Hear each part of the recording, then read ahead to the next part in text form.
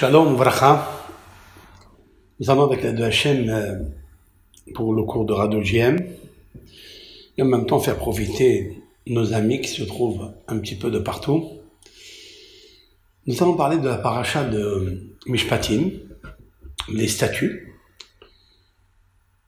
la loi de s'intéresser à connaître le fin fond d'une âme quelconque. C'est-à-dire qu'il ne faut jamais regarder la personne dans son apparence, dans son corps, mais plutôt dans le décor qui est à l'intérieur de lui. Saluer la divinité, saluer la spiritualité qu'a déposé son Créateur en lui. Nous sommes dans cette paracha de Mishpatim qui est immédiatement après le don de la Torah. Nous avons reçu la Torah le 6 Sivan dans le signe zodiacal et le mois de... donc c'est apparemment le mois de juin.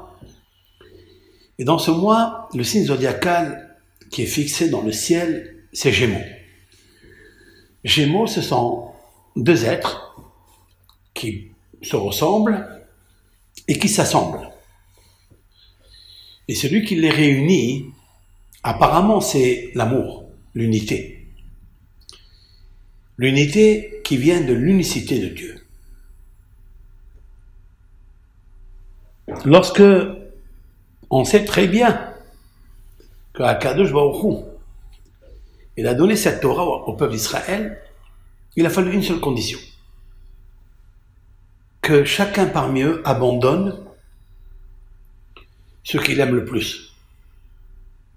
C'est-à-dire le confort lui appartenant, le confort de l'égoïsme, c'est cette frontière que l'homme ne veut pas. Qu'on la dépasse.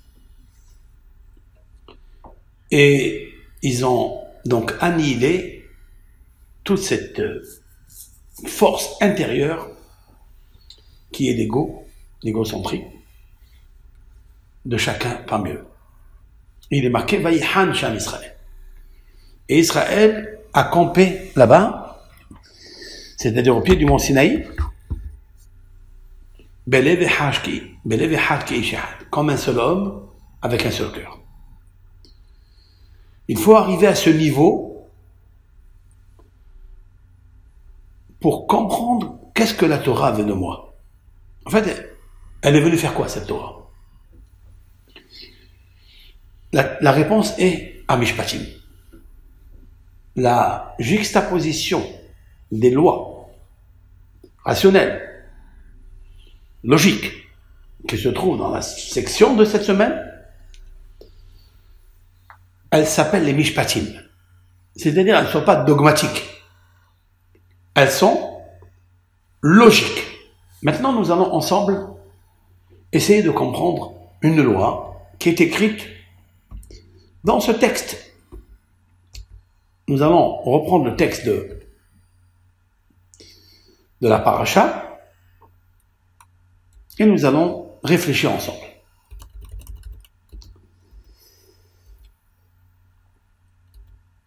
Lorsque l'esclave juif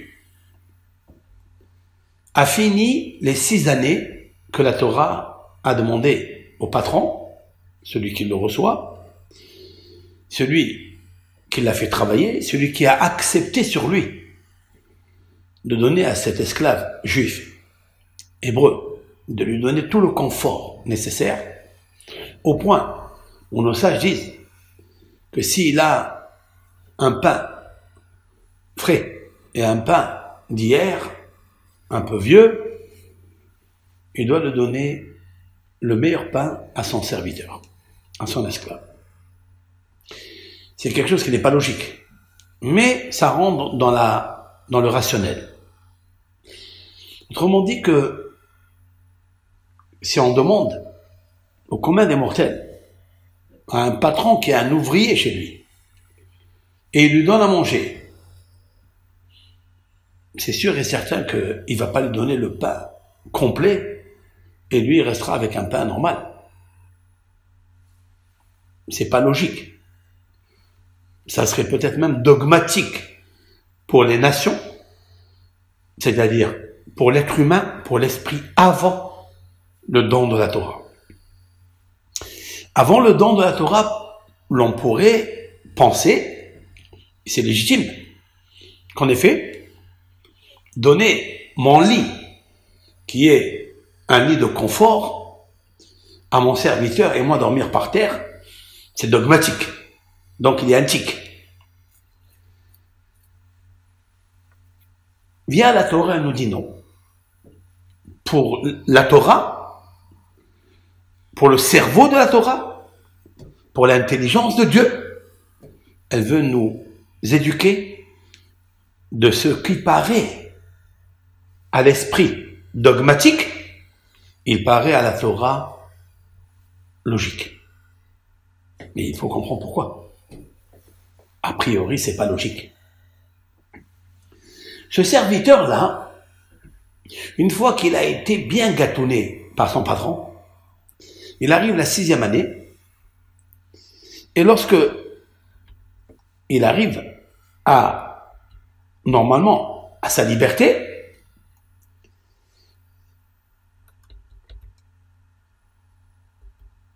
lorsqu'il arrive à sa liberté, il peut sortir gratuitement et partir, se marier.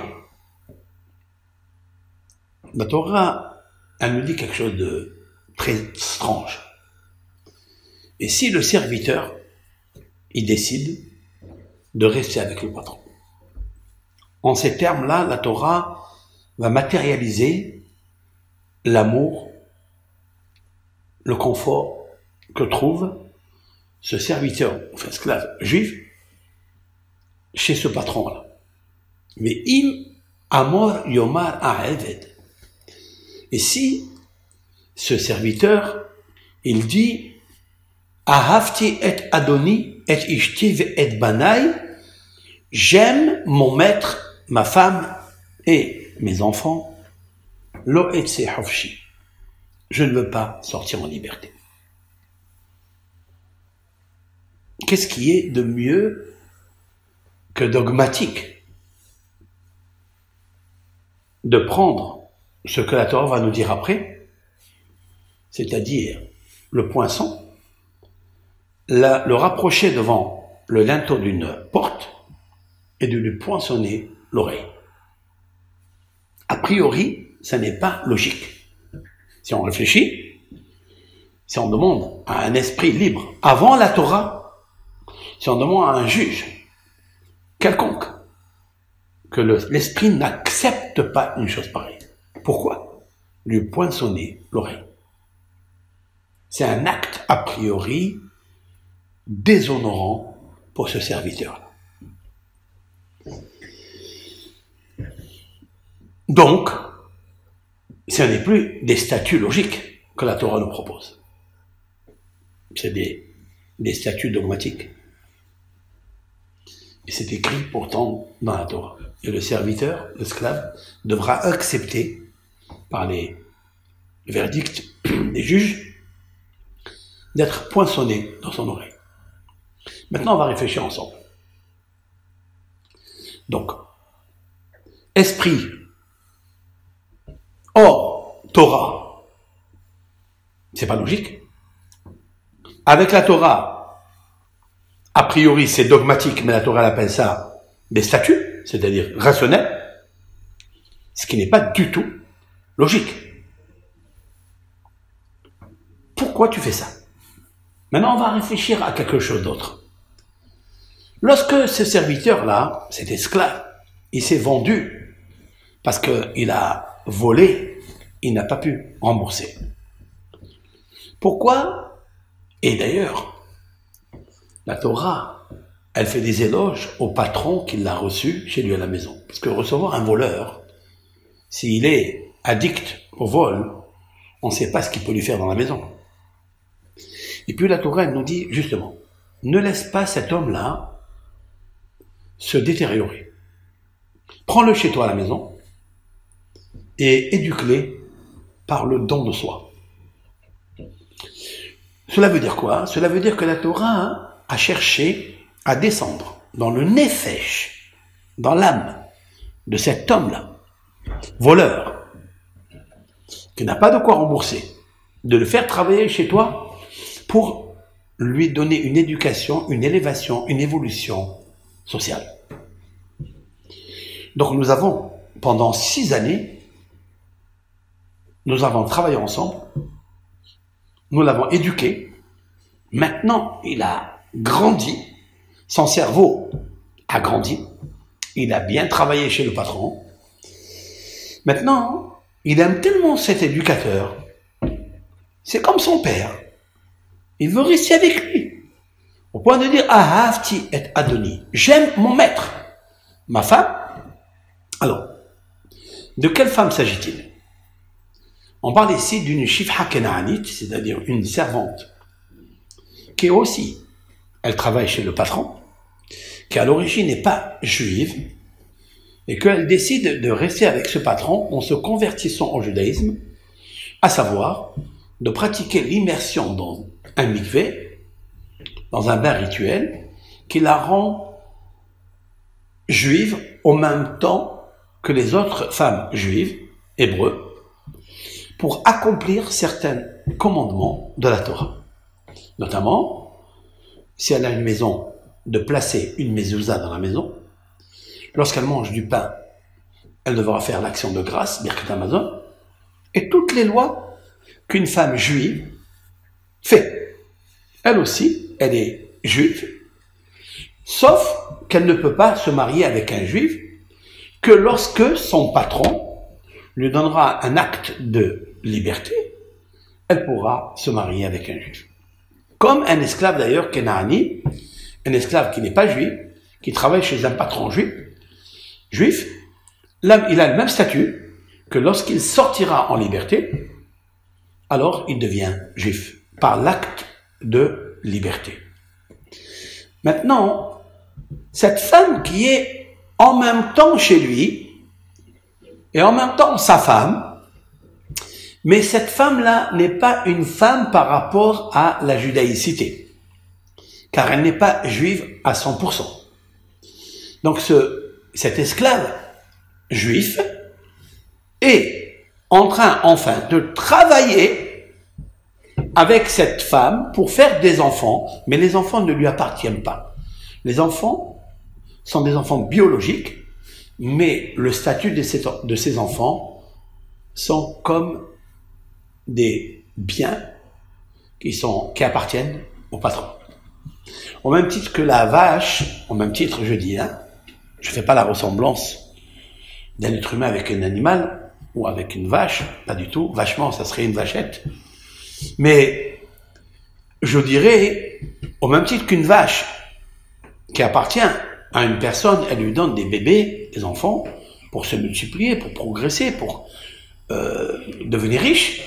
La même chose, cette femme esclave, qui est à moitié juive, fait des enfants qui appartiennent en fait au patron. Maintenant, cet esclave, il s'est tellement attaché à ce patron éducateur, ce patron bienfaiseur, bienfaiteur, il va demander de rester avec lui parce qu'il s'est attaché à cette femme et il s'est attaché à ses enfants. Pourquoi? C'est pas tellement logique, c'est pas tellement social au contraire, de lui donner la place, même de lui faire des éloges, même de lui ajouter beaucoup d'argent. Pourquoi? Qu'est-ce qu'il va faire? Maintenant, il va aller chercher un autre patron. Après 6 ans, il va falloir qu'il soit, qu'il mange, qu'il vive. Il va aller chercher un autre patron, peut-être qu'il ne trouvera pas. Donc c'est mieux de rester ici, avec lui. Il a une vie plausible, paisible, dans le confort, avec sa femme, avec les enfants, et tranquille. Qu'est-ce qu'elle fait la Torah? Elle dit non, attends. Je prends le poinçon et je lui fais des boucles d'oreilles. Ça veut dire que je le rends esclave. Je le rends esclave. Poinçonner à l'époque des êtres humains, c'est le dégrader. Et la Torah dit il faut faire comme ça. C'est logique ça? C'est pas dogmatique ça? J'allais dire même c'est pas imbécile. Alors nous devons comprendre en fait quel est l'esprit de la Torah. Et la Torah elle dit ça, ça s'appelle les mishpatim. Ça s'appelle des statuts logiques, sociales. Ah bon? Je comprends pas. Sur cela, nous allons apporter un verset parce qu'elle était très profonde. Elle est simple la question, mais elle est juste. A priori, les nations ou l'esprit juif avant le don de la Torah n'accepteraient pas une chose pareille. C'est en fait dégrader un esclave qui a vécu avec toi dans le confort, dans la bonté, dans la charité que tu as pratiquée avec lui, c'est maintenant lui faire ce qu'on appelle en hébreu un bisayon, une humiliation, a priori. Nous savons très bien que il y a plusieurs versets dans la Torah, c'est-à-dire pas seulement la Torah, la Bible, les 5 livres du Pentateuch, mais plus que ça. Dans tous les Sfarim, dans tous les livres, dans le Talmud, que la justice est le fondement du monde. La justice logique est le fondement du monde. Comme il est marqué, Hachem b'mishpat ya'amid haaretz. Marqué dans les proverbes du roi Salomon, qui était un grand roi et un grand juge. Il dit l'Éternel, avec la justice, il fait tenir le monde. Tiens, si c'est une vraie justice, ici, a priori, il y a un manquement de quelque chose qu'on ne comprend pas encore.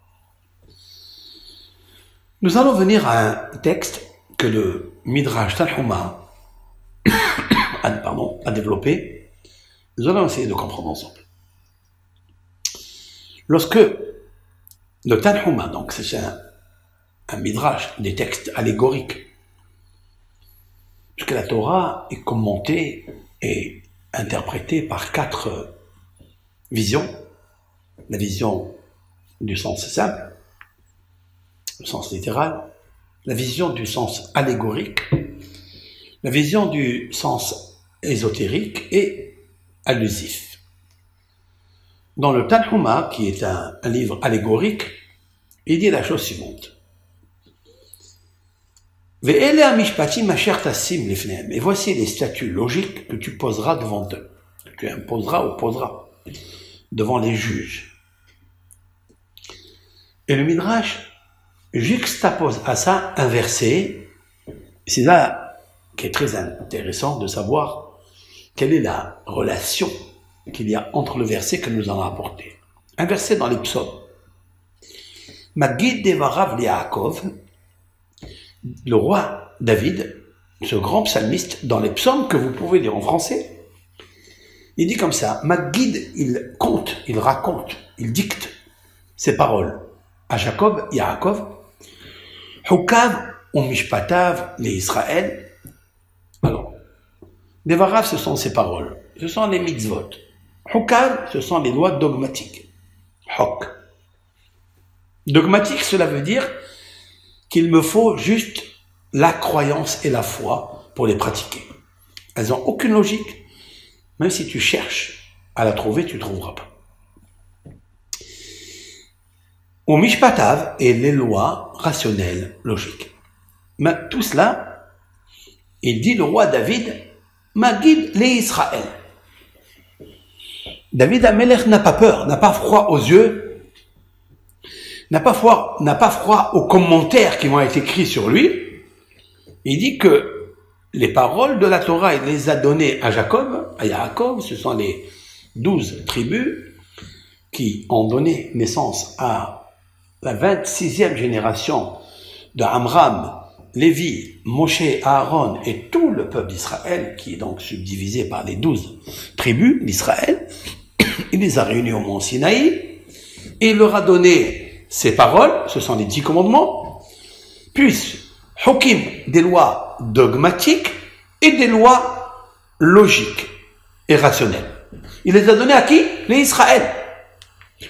Maintenant, écoutez ce que dit le texte par la suite. Lo asa achen lechol goy, l'Éternel n'a pas fait ainsi pour toute nation, ou mishpatim bal yeda'u, et les lois logiques, ils ne les connaissent pas.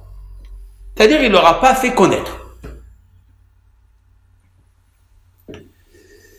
Voici ce qui est marqué dans les psaumes que vous pouvez lire dans le texte des psaumes. Et nous, tous les jours, nous lisons cela, tous les matins.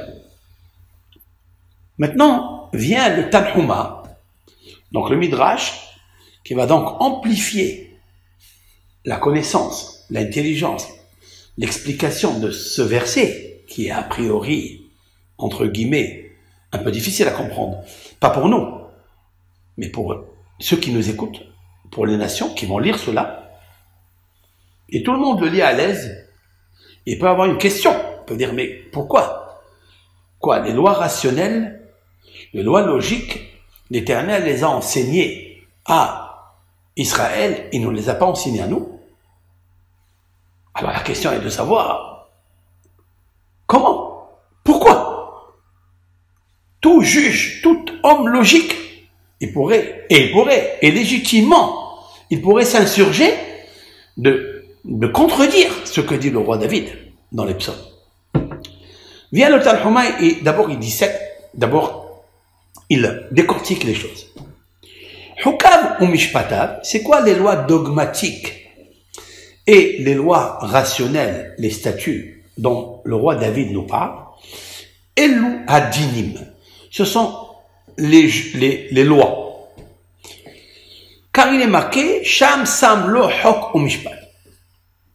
C'est-à-dire, car là-bas, l'Éternel, lorsqu'ils sont arrivés à une localité, écoutez bien, là je rentre dans l'histoire qui est écrite dans la Torah, dans la Bible, il est marqué que lorsque le peuple d'Israël voyageait dans le désert, ils sont arrivés à un endroit qui s'appelle Mara. Mara, ça veut dire amer. De quoi s'agit-il? Il y avait de l'eau dans cet endroit, dans cette localité, et l'eau était amère. Et lorsqu'ils ont voulu boire, ils n'ont pas pu boire cette eau-là. Et ils ont commencé à s'insurger contre l'Éternel, contre les représentants de l'Éternel, c'est-à-dire Moshe et Aaron, les 2 prophètes qui conduisaient le peuple d'Israël, qui les ont fait sortir d'Égypte.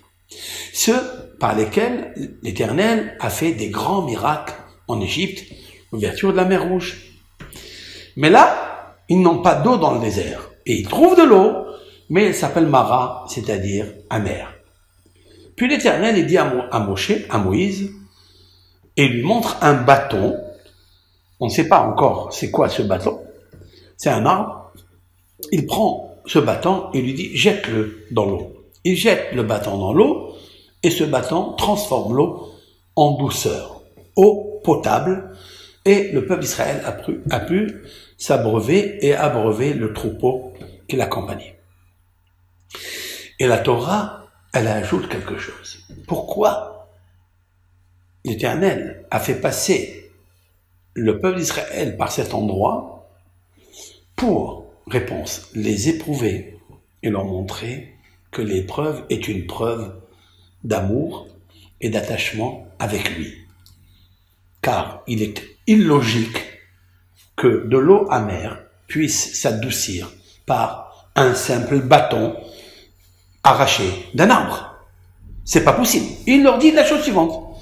Sham Sam, afin que je t'indique là-bas, dans cet endroit, et cet endroit est savoir une preuve et un flash pour toutes les générations à venir que c'est un hok, c'est une émouna, c'est-à-dire c'est une loi dogmatique, tu ne comprendras pas, ou mishpat est une loi rationnelle.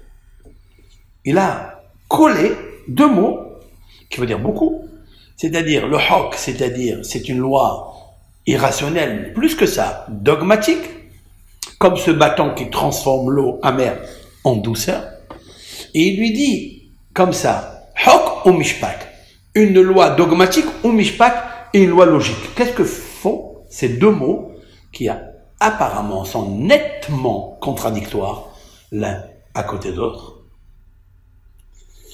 Explique le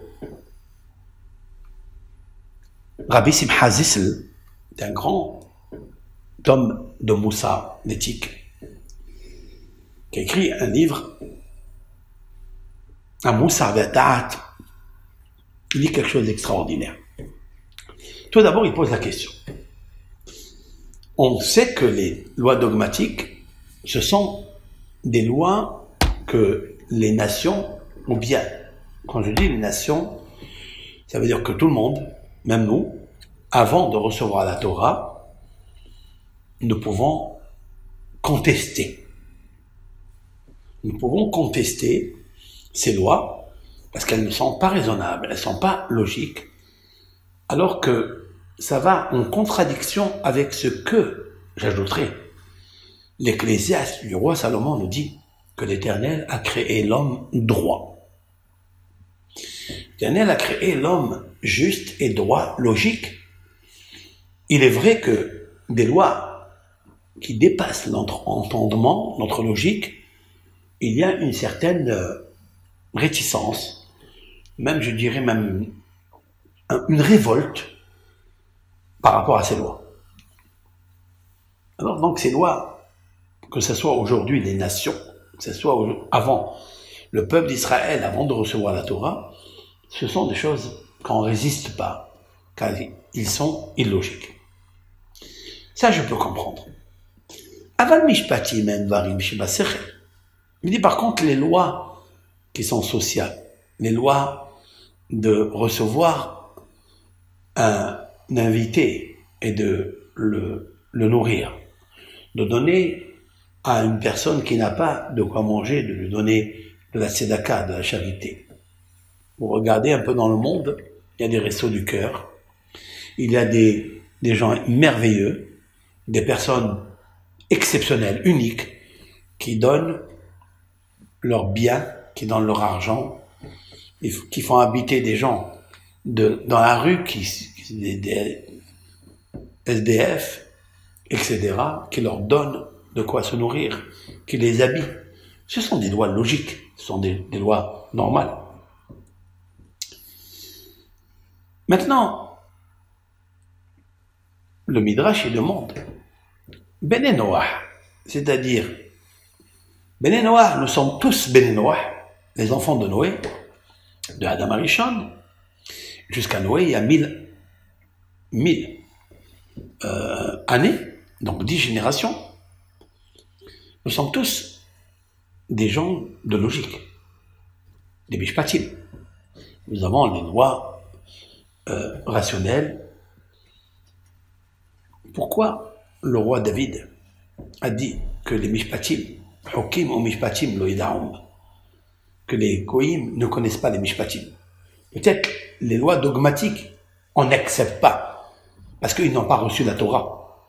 Donc, des choses irrationnelles, ou plus que ça, qu'on ne pourrait pas comprendre. On ne peut pas dire qu'Akadosh Baruch Hu, il nous a ordonné des choses comme ça. C'est pourquoi les nations, c'est très difficile pour eux de mettre les téphilines.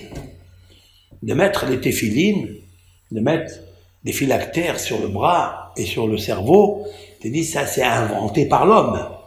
Ça ne peut pas être un bon Dieu qui a créé tous ces milliards d'êtres humains et qui l'a pas proposé, qui nous a pas indiqué cela à tout le monde. Il les a proposés uniquement à Israël. On peut comprendre. D'ailleurs, les nations, comme dit le Midrash, n'ont pas voulu accepter de ne pas voler, de ne pas tuer, même que ce sont des choses qui sont logiques. Mais ils n'ont pas voulu. Il dit ça on peut pas. C'est très difficile d'assurer une chose pareille. Si quelqu'un il vient et il me fait du mal, même si le mal qu'il m'a fait est minime, c'est très difficile de ne pas prendre un revolver et le tuer. Ça arrive. Et il arrive cela à tout à chacun. Maintenant, ce qu'il y a, c'est de savoir pourquoi les mishpatim, le roi David nous dit, les mishpatim baledaoum, Ils ne connaissent pas les lois logiques. Maintenant, si c'est vrai, pourquoi les nations n'apprennent pas aussi les Mishpatim? Ils peuvent apprendre. C'est très facile d'apprendre les lois justes et logiques. Pourquoi le roi David, il a dit quelque chose j'allais dire, qui énerve? On peut s'insurger et dire, on mishpatim baleda'um. Les lois, ils ne les connaissent pas. Les lois logiques, ils ne les connaissent pas. Les lois logiques, ils ne les connaissent pas. C'est pas possible, ça. Pour donner une réponse à cela, justement à la paracha de la semaine. Justement, le cas que nous avons cité dans la paracha des Mishpatim. C'est ce serviteur-là, cet esclave, qui donc désire de travailler avec son patron après 6 années de travail, qui est dans le confort. Il a une femme, il a des enfants avec elle. C'est vrai que cette femme appartient au patron. C'est vrai que les enfants sont que des enfants biologiques. Ils doivent revenir au patron. Maintenant, il veut rester là. Pourquoi tu lui envoies du mal? Pourquoi tu lui fais un déshonneur en le poinçant son oreille? Pourquoi? Là, tu le diminues. Et c'est là la question du Rav. Quelle est la faute de ce serviteur-là? Pourquoi ce serviteur, cet esclave qui ne peut pas se conduire à l'extérieur, comme il ne s'est pas conduit jusqu'à maintenant, pourquoi lui faire le poinçon de l'oreille, hein? Alors que lui, il crie comme cet animal qui a une voix très très forte. Il y a une sorte d'animal, hein, je crois que c'est une bête qui est qui s'appelle Kruchia. Kruchia, elle pousse un cri. Il y a qui dit c'est la sirène. Bon, elle pousse des cris comme ça, tu peux entendre d'un bout d'une rive à l'autre. Ce serviteur, il dit Ahavti et Adoni, et Ishti. Je veux rester avec mon maître. Qu'est-ce que tu dis ça? Tu appelles ça comment? Tu appelles ça des statuts logiques, mishpatim. Mishpatim, ça c'est les nations, et même nous, en vérité, si on n'avait pas reçu la Torah qui est pour nous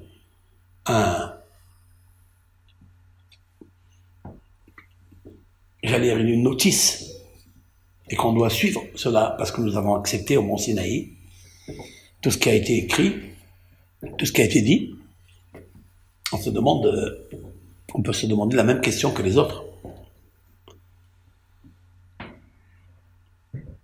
Eh bien, la Torah, elle nous dit ce qui te semble dogmatique, ben pour moi, c'est logique. Et pourquoi? Voilà l'esprit de la Torah, l'esprit laser de la Torah. Maintenant, plus que ça, c'est que un des grands maîtres du Talmud, docteur de la Mishnah, qui a vécu au deuxième temple, donc j'allais dire ici 1800-1900 ans, Rabban Yohanan ben Zakkai. Ce n'est pas un simple sage, c'est un grand chacham, un grand sage. Dans le Talmud raconte que si on prenait les océans, on les transformerait en encre pour écrire, on prendrait les branches des arbres du monde, on ferait des plumes, et on prendrait le firmament céleste et la terre comme parchemin, on n'écrit pas le 1/10 de sa sagesse. Il était tellement sage qu'il connaissait le bruit, l'écho des arbres. Il connaissait le parole, le langage des animaux. Il connaissait le langage des démons. C'était un grand sage d'Israël. Et d'ailleurs, Vespasien, qu'il a connu, après qu'il a détruit le temple, et qu'il a vu, ce rabbin était émerveilleux de sa sagesse. Comme le récit que nos sages nous racontent, dans le traité Gittin, page 56b. Là-bas, le Talmud raconte comment Rabban Yohanan ben Zakkai a connu Vespasien, l'empereur, et combien cet homme-là, il a apprécié au point où on lui a donné la ville de Yavne, qu'il n'a pas détruite. Il n'a pas détruite, et il lui a donné comme ça, en cadeau, à Rabban Yohanan ben Zakkai. Rabban Yohanan ben Zakkai, sur ce sujet-là, il dit quelque chose. Ce verset-là, ce verset qui nous dit que lorsque le serviteur, l'esclave juif, accepte de continuer après les 6 ans, de travailler avec son maître, il nous dit quelque chose de terrible. C'est qu'en effet, c'est tellement vrai qu'il faut lui faire le poinçonnage à l'oreille. Pourquoi? Il dit la chose suivante. Ozen chez Shama'a al Sinaï. L'oreille, pourquoi on lui a choisi l'oreille et pas lui mettre une boucle d'oreille dans le nez? Pourquoi on a choisi cette oreille? Peut-être même dans la lèvre. Puisqu'il a parlé comme ça, on lui trouve les lèvres et on lui met un anneau, comme on faisait pour les esclaves jadis. Il dit non, l'oreille qui a entendu au mont Sinaï, qui lit Béné Israël Avadim. Pour moi, les Béné Israël sont mes serviteurs. Ve'alarze. Et il est parti, celui-ci, cet homme-là, cet esclave. Vekana adon le asmo. Il a acquis un patron sur lui. Il a dit, j'aime mon patron. Lorsque ce juif, cet hébreu, a dégradé son âme en choisissant un patron sur lui, un seigneur sur lui, mais il a a priori affecté la puissance du Créateur qui t'a fait sortir d'Égypte. Tu étais un esclave en Égypte pendant 210 ans. Tu as prié, tu as pleuré, tu as mangé là-bas la vache enragée et tu as souffert l'amertume. Qu'est-ce que tu dis aujourd'hui quand tu vois que l'Éternel, la première des paroles qui te dit « Je suis l'Éternel ton Dieu », qui t'a fait sortir d'Égypte, de la maison d'esclavage, tu étais dans des geôles difficiles, dans des travaux qui fracassaient le corps et l'âme. Tu n'avais même pas le temps de prier à l'Éternel, tellement tu étais accablé de travaux forcés. Maintenant que je t'ai fait sortir d'Égypte, je te donne une Torah, je te donne une notice, comment te libérer de tous les vices, de toutes les charges des creusets égyptiens. Qu'est-ce que tu fais? Et tu as entendu au mont Sinaï que je suis, moi, ton Seigneur. Tu vas être mon fils, pas un serviteur, un esclave, tu vas être mon fils. Et tu vas t'approcher de moi, tu vas me servir. Qu'est-ce que tu fais toi? Tu choisis un autre patron parce que tu es à l'aise, parce que tu es dans ton confort. Donc, lorsque tu as dit « Ahavti et Adoni », j'aime ce patron physique qui est en chair et en sang, aujourd'hui il est là, demain peut-être il ne sera pas là. Et tu as mis toute ta confiance en lui, et tu m'as oublié à moi. Donc, est-ce que c'est logique? Est-ce que c'est logique de me laisser tomber, en fait, de te laisser tomber et faire tomber ton âme et te dégrader à être serviteur d'un homme? Ça, pour le judaïsme, pour la Torah, pour la princesse Torah, c'est pas logique.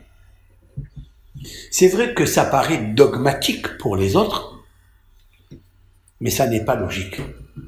Parce que la vraie logique, c'est que tu comprennes la valeur de ton âme, la valeur de ta liberté, la valeur que tu puisses te construire toi-même, même si tu n'as aucun moyen. Mais moi, l'Éternel appartient, à moi appartiennent l'or et l'argent et tout ce qu'il y a dans ce monde. Juste ouvre ta main et demande-moi. Ouvre ta bouche et je te comblerai de tout. Mais il faut que tu t'attaches à moi. Au même titre que tu es plié, soumis et confiant vis-à-vis d'un être humain, eh ben, fais-le vis-à-vis de moi. Est-ce que cet être humain-là, ou aucun peuple t'a fait sortir de la matrice d'Égypte? Est-ce qu'il y a une personne, un roi, autre que Dieu, qui a fait tout pour faire des miracles exceptionnels pour sortir ce bébé, hébreu, ce peuple, cet État qui est devenu un État après, de la matrice et du creuset égyptien, comme je l'ai fait moi? Aucun. Donc j'ai dit que tu sois mon serviteur, être un serviteur du roi des rois. Aujourd'hui, tout le monde dit c'est le roi des rois. Tout le monde dit, tous les peuples, toutes les nations confondues dans les religions, que ce soit les musulmans qui servent l'Éternel, que ce soit les chrétiens qui servent Dieu, qui savent qu'il y a un Dieu, c'est venu grâce à qui? Et grâce à quoi? C'est venu grâce à Abraham, Avinu, notre patriarche Abraham, le père du monothéisme, qui a décroché, qui a dévoilé cette révélation qui continue jusqu'à maintenant. Le monothéisme. Le monothéisme n'est pas une logique. D'ailleurs, Nimrod, roi invincible, un roi dur, méchant, a jeté Abraham dans la fournaise parce que, comment dire qu'il existe un Dieu? Mais c'est dogmatique. C'est pas logique. Mais Abraham l'a fait ou pas? Et aujourd'hui, nous sommes tous, et on est fiers de dire qu'Abraham, c'est le père du monothéisme. Il nous a appris qu'il y a un Dieu qui gouverne le monde. C'est moi la différence qu'il y a entre la Torah et les autres doctrines. C'est laquelle? C'est que pour nous, il est très difficile d'accepter que Dieu travaille la matière, que Dieu surveille la matière, que dans la matière que nous sommes, que nous possédons, que nous véhiculons tous les jours, c'est Dieu qui nous véhicule. Il est très difficile de dire que l'Éternel, qui est tellement haut, qui est tellement supérieur, tellement élevé, a le temps, ou est-ce que c'est son confort ou son honneur de s'occuper d'un serviteur qui est dans un champ, qui est chez un patron, et qui travaille tranquillement, et qui veut rester ici avec son patron, même après. Pour nous, c'est très difficile de le concevoir. Mais pour la Torah, elle vient te dire pas du tout. De la même façon que je t'ai donné des lois dogmatiques que tu ne comprends pas, mais je t'ai donné aussi des lois réelles et logiques, mais ça n'est pas la même logique que les autres doctrines ont. Les autres doctrines, il sera très difficile d'accepter, et c'est implacable, c'est inacceptable de dire qu'un homme qui cherche à rester avec son patron, avec sa femme et ses enfants biologiques, de lui poinçonner l'oreille. C'est inadmissible, c'est vrai. Mais lui faire poinçonner l'oreille, c'est lui dire quoi? C'est lui dire, ne fais pas une chose pareille. C'est justement, quand tu vas rentrer chez un patron, tu vas être le patron, tu vas être le serviteur plié et confiant d'un homme. Aujourd'hui, il est là, demain, il n'est pas là. Aujourd'hui, il te sert comme lui veut parce que tu le sers, parce que tu lui fais ses gâches. Mais lorsque tu vas gâcher tes relations avec lui, qu'est-ce qui va se passer? Il va te jeter comme une serpillère. Quand il n'y a pas ses intérêts, eh bien, il te fout dehors. Et ça, c'est pas logique. C'est pourquoi David Ameler, le roi David, a dit quelque chose d'extraordinaire. Oui. Et les Amishpatim, oui, ce sont les lois. Et lorsque tu vas arriver à l'épisode où le serviteur esclave va dire « Mais moi, je veux rester avec mon maître, je reste avec ma femme, qui n'est pas totalement juive. » C'est pas logique pour la Torah de rester avec un patron. La logique est de voler de tes propres ailes, parce qu'il y a lui, il y a le bon Dieu, il y a l'Éternel. Prosterne-toi devant lui. C'est vrai que c'est un homme qui va t'aider. Mais à Kadosh Baruch Hu, il peut te trouver toutes les solutions. Juste, prie, tu t'ouvriras à une autre personne, ou tu feras un commerce à ton compte, compte tenu que tu as tenu compte de lui. Quand tu t'es retenu de ne pas rester avec lui, avec ce patron, donc tu as tenu compte de Dieu. Tu t'es rappelé comment Sinaï t'a dit « Je suis l'Éternel qui t'a fait sortir de la maison d'esclavage. Tu dois être mon serviteur. T'as entendu avec ton oreille? Je veux te donner la dynastie. Je veux que tu sois un peuple de vertu, avec des grandes qualités de royaume. Qu'est-ce que tu es en train de faire là? C'est pas logique que tu restes avec un homme que tu ne développes pas sur la base de la confiance et de la imuna au Hachem. Sors de là. Tu ne veux pas? Donc tu es à un niveau très très bas. Alors je te poinçonne l'oreille. Enfin, c'est juste pour le distraire, pour le faire reculer de cette idée minable qu'il a de rester sous l'ampleur, sous l'étoffe d'un homme tout court. Même si cet homme était extraordinaire, mais cet homme, il regarde ses intérêts. C'est pour ça que le patron lui-même, Veratza Adonav et Ozno, la Torah, elle dit quelque chose.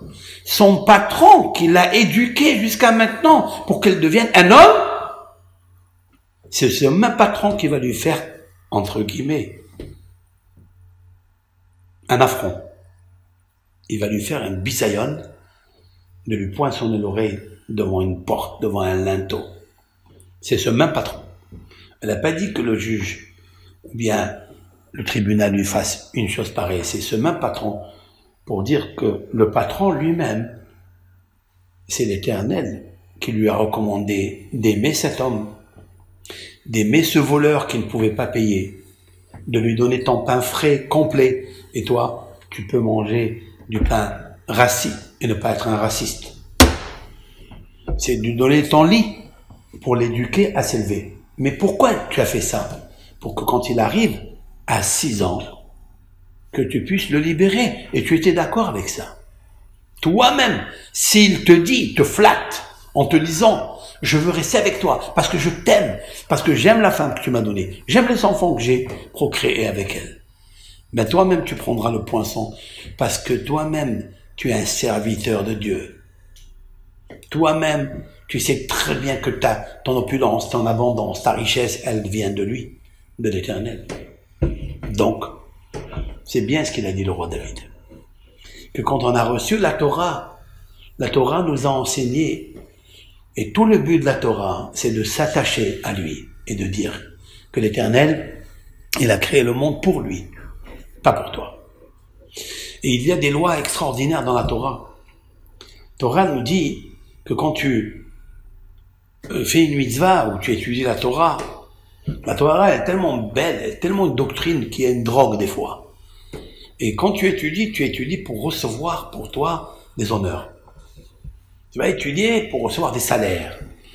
Tu vas faire des choses et tu t'habilles avec ce vêtement de rave et tu viens avec je ne sais quoi, avec des idées, avec des forces extérieures pour que les gens te respectent. Oui, mais ça s'appelle chez l'Olishma, tu ne le fais pas pour Dieu. Donc la logique c'est quoi? C'est de ne pas le faire. C'est de ne pas faire une chose pareille. La Torah, elle te dit non. Nos sages dans le Talmud disent fais-les les choses, même si c'est pas pour Dieu complètement. Fais-les pour toi au départ, mais ne reste pas dans cet étage-là. Essaie de monter un 2e étage, 3e étage dans l'élévation spirituelle. Parce qu'un jour, la lumière de la Torah, elle va te changer. Cette lumière de la Torah, elle est tellement belle, mais elle n'est pas logique, elle est aussi dogmatique. Donc cherche le dogmatique pour rayonner même dans les lois qui sont a priori logiques et qu'elles paraissent des fois illogiques, comme cette histoire de cet esclave, pour te dire qu'elle est dogmatique. Et quand tu fais ça, tu vois que tout est exceptionnel.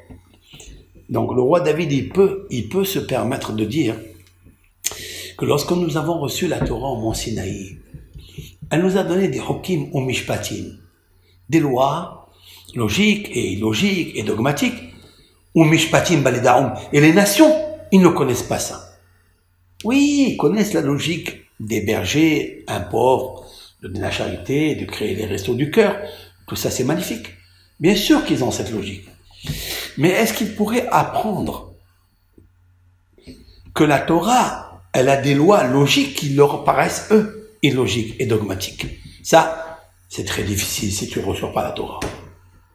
D'ailleurs, il y a un converti au judaïsme, qui un jour j'ai parlé avec lui, et lorsqu'on a parlé de ce sujet-là, il m'a dit qu'avant de rentrer dans le judaïsme, c'était très difficile d'accepter certaines choses.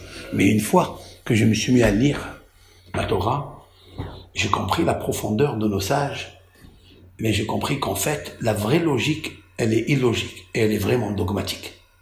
Et c'est ça, la Emouna. Maintenant, revenons à l'histoire de la localité de Mara, lorsque l'Éternel, il a fait transformer par Moïse, Moshe Rabbeinu, notre prophète, il a fait transformer l'eau amère par un simple bâton. Je ne sais pas qu'est-ce qu'il avait, ce bâton, de la poudre de perlimpinpin, quelle magie il avait.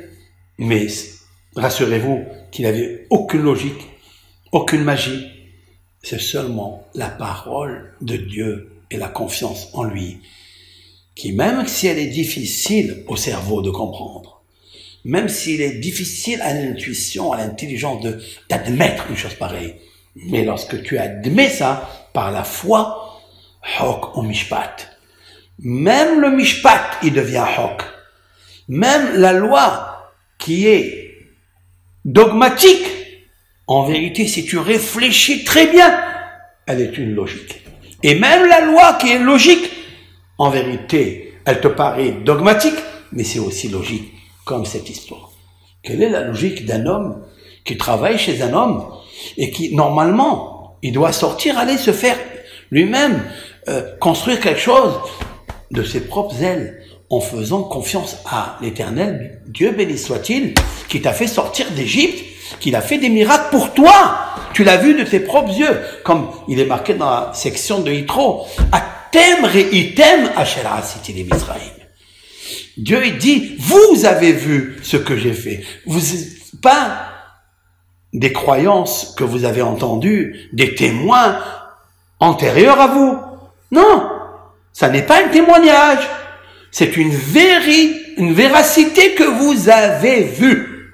Vous étiez en Égypte. Vous saviez combien vous avez travaillé. Vous saviez comment vous étiez affligé, accablé. C'est vous qui avez vu vos propres yeux. On dit que si je vois pas, je crois pas. Ben vous l'avez vu.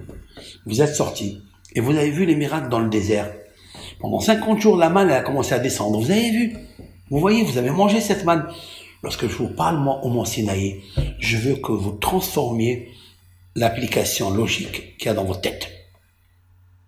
Et une des lois qui apparaissent, qui n'est pas logique, qui apparaît, qui n'est pas logique, eh bien voilà. Ouais. Ça n'est pas logique aussi qu'un serviteur, il reste là-bas, plongé toute sa vie, jusqu'à la 50e année, avant de sortir, alors qu'il peut sortir après 6 ans. Et s'il le fait, ça sera son propre patron, son éducateur, son bienfaiteur, qui lui fera le poinçonnage. Pourquoi? Parce qu'il a entendu au Mont Sinaï. Maintenant, vous avez vu la sagesse de Rabban Yohanan ben Zakkai, ce grand maître. Vous avez vu pourquoi on a dit qu'il est tellement intelligent? Parce que toutes les lois qui nous paraissent un peu bizarres, un peu drôles, eh ben, pour la logique, des fois elle est drôle, mais pour l'attachement à Dieu, pour le but pour lequel tu es venu dans ce monde, eh ben, elles paraissent tellement logiques, tellement sincères et véridiques avec l'Éternel. Puisse l'Éternel nous aider à le connaître, à le comprendre. Et merci Hachem de nous avoir donné cette Torah et les sages qui l'ont interprétée, car maintenant, vraiment, cette loi paraît logique. Shabbat Shalom à tout le monde. Kol Tov.